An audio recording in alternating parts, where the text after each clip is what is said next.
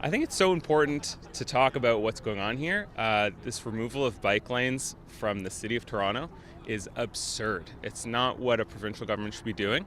Our problems are more like healthcare. We have a bunch of hospitals right here. We're putting this money into taking out bike lanes that we just put in that save lives, that reduce traffic.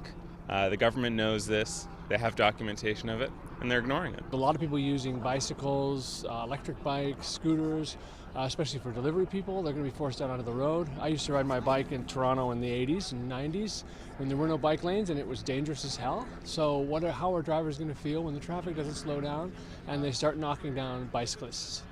Nobody's going to be happy. I think that removing the lanes is completely counterproductive to everything that Ford and Stantec is saying it's for.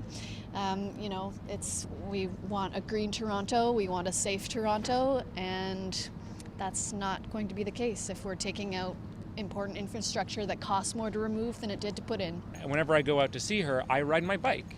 And that shaves half an hour off of my trip to see her each time compared to transit.